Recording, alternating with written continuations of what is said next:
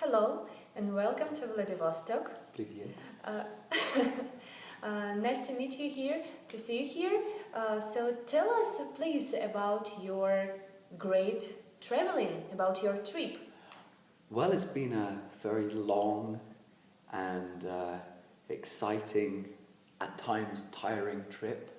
It's been all by train all across Russia, which I think is about 10,000 kilometers, from St. Petersburg to Moscow, Perm, Ekaterinburg, Novosibirsk, Khabarovsk, Komsomolsk-na-Amur, and then finally to Vladivostok.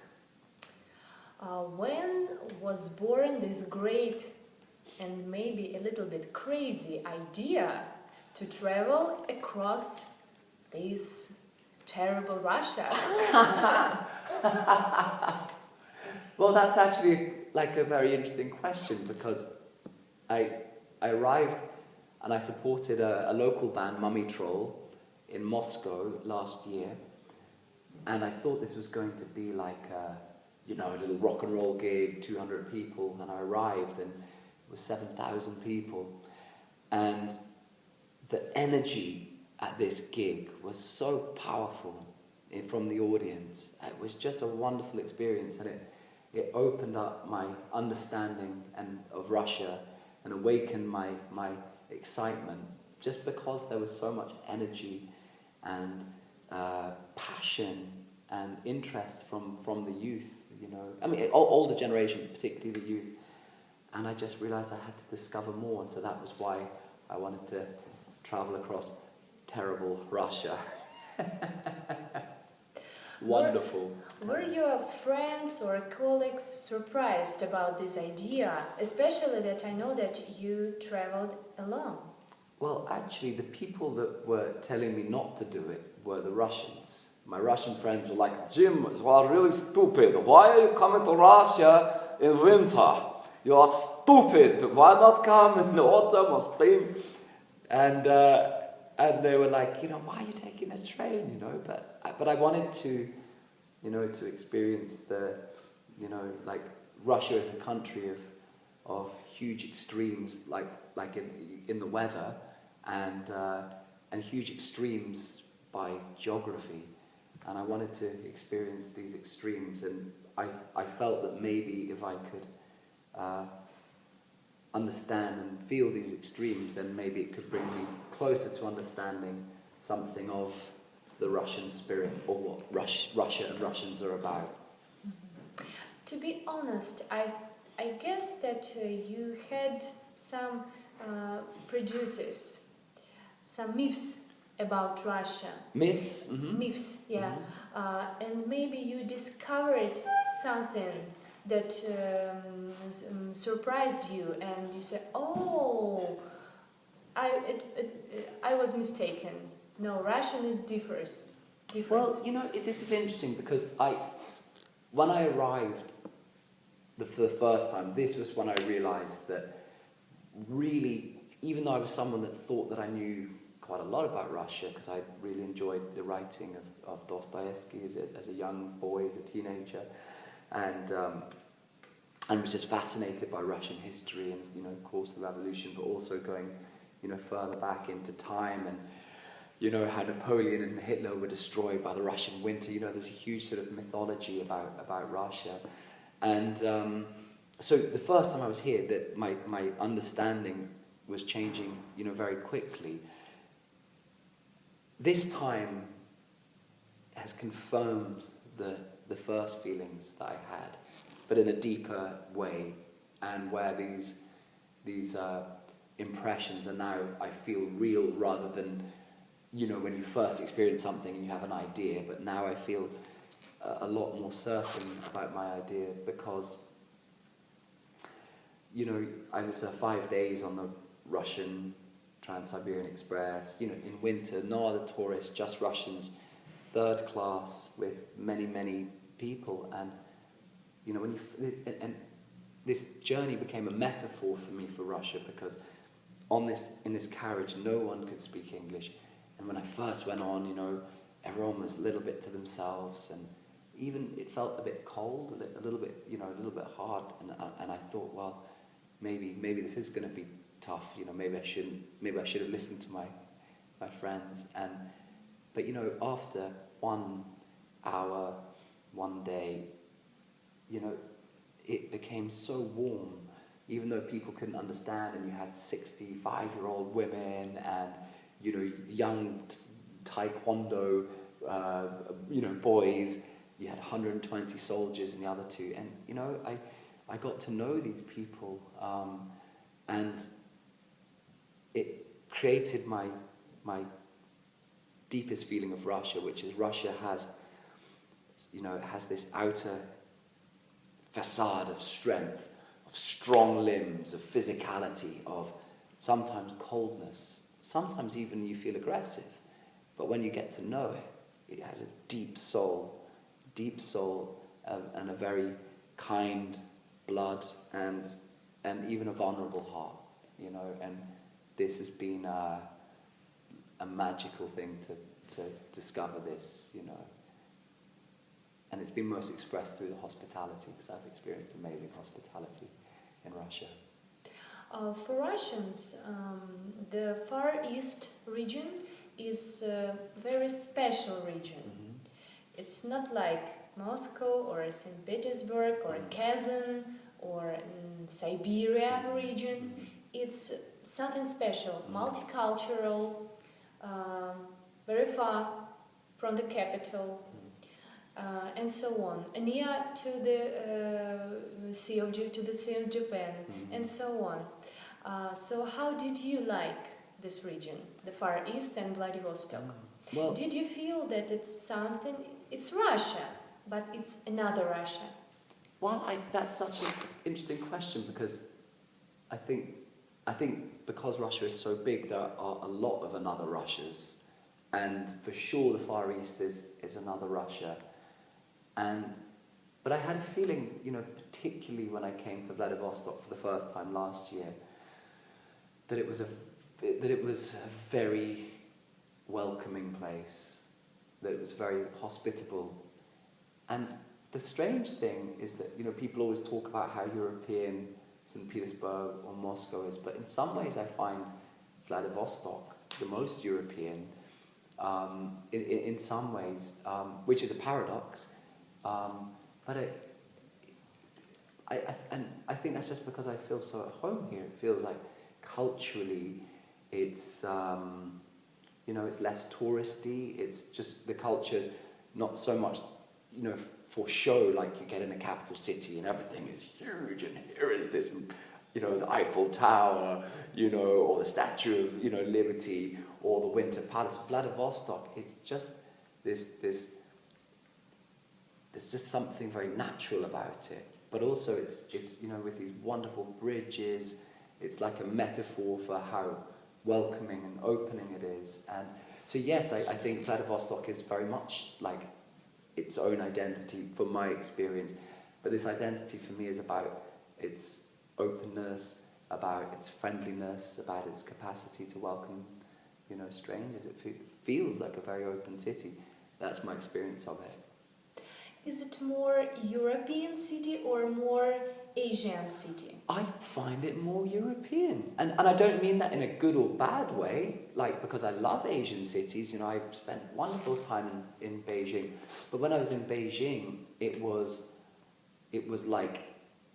a magic, but a magic that I had to struggle with.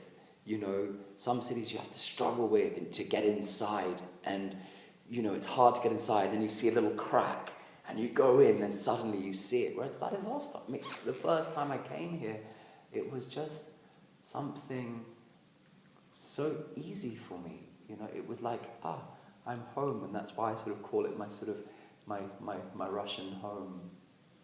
You know, my home in Russia, because it just, it feels like being at home here. As I knew that your traveling is not just for fun. Mm-hmm. It's something for your working, for your creation. For sure. Could you please tell about it? Yeah, so I was on a record label called EMI a couple of years ago, and that was eaten by a bigger label, Universal.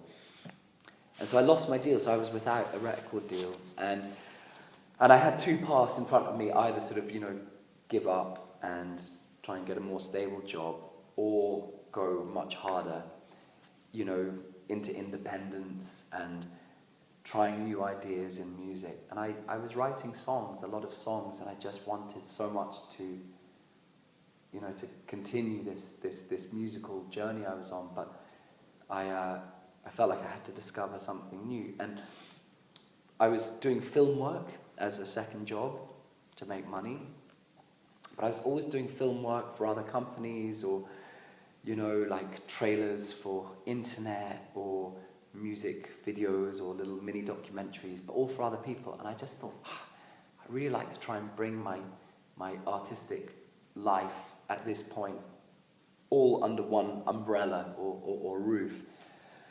Because I realized if I didn't do it now, I would never do it. And I realized, when you're young, you feel like you're immortal, you feel like you have time forever. And then you get to a certain age where you realize it's like, if you don't do it now, you'll never do it. And so this was the moment where I decided to start this Journeys project with film, guitar, and brain, and travel. And I wanted to, bring everything together and to make some documentaries and to write songs to reflect the emotions. The songs aren't all travel songs.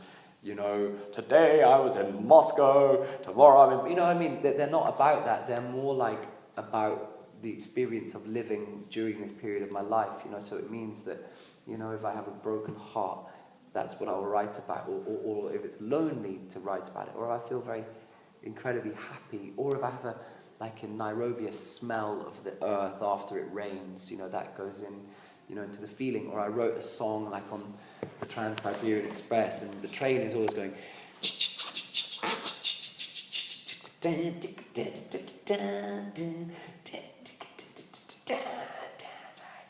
So the rhythm is like coming out of, of this feeling of movement. And because I was dreaming, like even when I stopped in the cities, I'd wake up at night and I'd be okay, and I'd be in bed and I'd be, oh, so the train stopped, but I guess we must start again soon.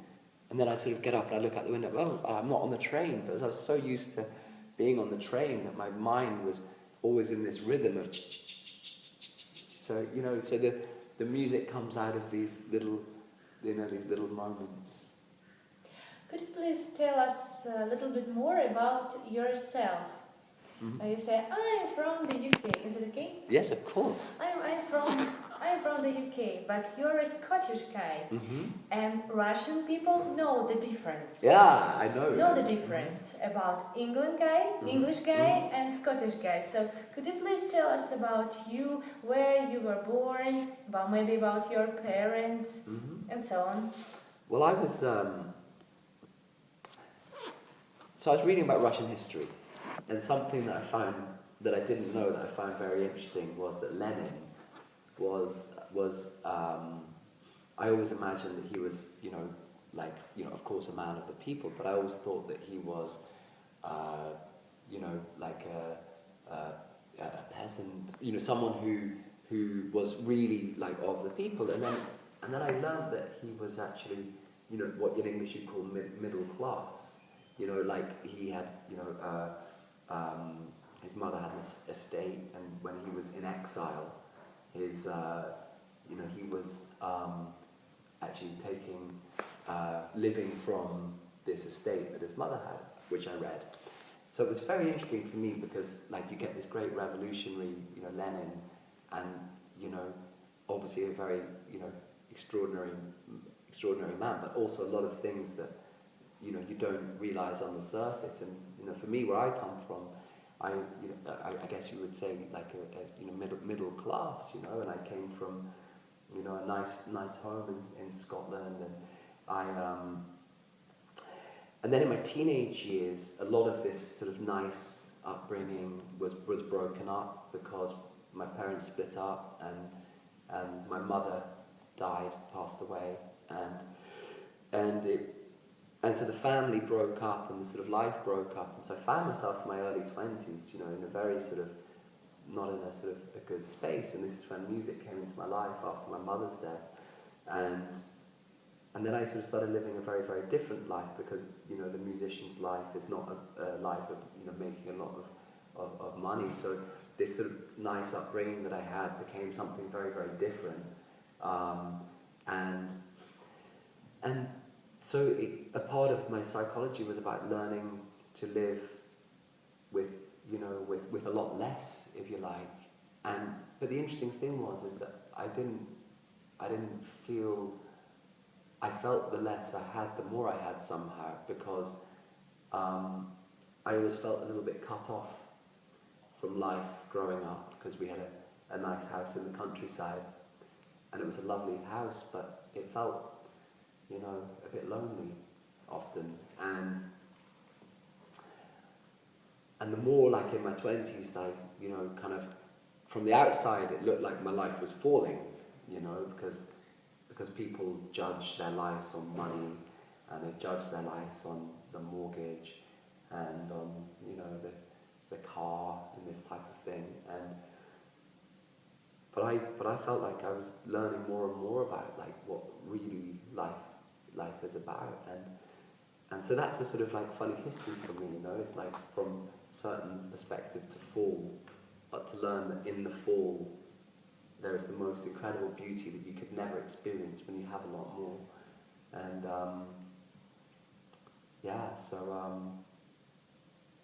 I think that's something to do with me. Thank you so much. Thank you so much for the questions in this wonderful room in the Vladivostok Museum, the basement sessions.